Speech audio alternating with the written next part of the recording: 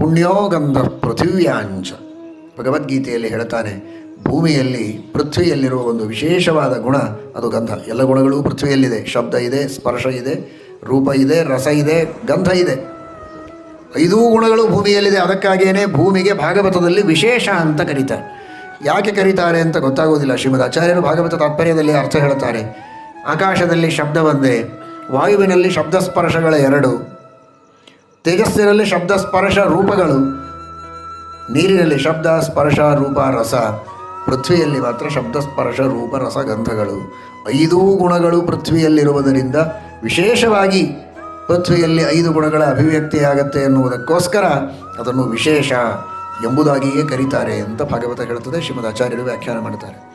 ಅಂತಹ ಆ ಗಂಧ ಎಂಬ ಗುಣವನ್ನು ಪೃಥ್ವಿಯಲ್ಲಿ ಕೊಟ್ಟು ಆ ಗಂಧದಲ್ಲಿ ತನ್ನ ವಿಶೇಷ ಸನ್ನಿಧಾನವನ್ನು ಇಟ್ಟವನು ಭಗವಂತ ಅಂತ ಪರಮಾತ್ಮ ತಾನೇ ಭಗವದ್ಗೀತೆಯಲ್ಲಿ ಹೇಳ್ತಾನೆ, ಪುಣ್ಯೋ ಗಂಧ ಪೃಥಿವ್ಯಾಂಚ.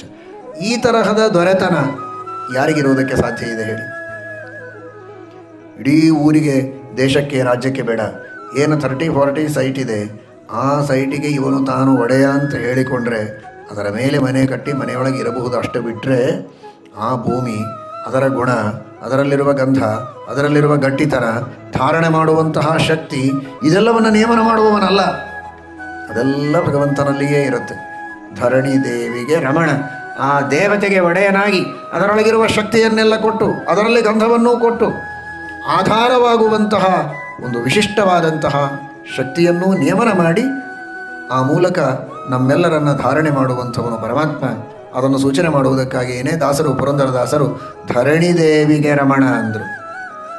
ಧಾರಣೆ ಮಾಡುವ ಶಕ್ತಿಯನ್ನು ಕೊಟ್ಟು ಅವಳನ್ನು ಧರಣಿ ಅಂತ ಅನಿಸುವಂತೆ ಮಾಡಿ ಅವಳಿಗೆ ಒಡೆಯನಾಗಿ ನಿಜವಾಗಿ ಸರ್ವಾಧಾರನಾಗಿ ನಿಲ್ಲುವವನು ಪರಮಾತ್ಮ.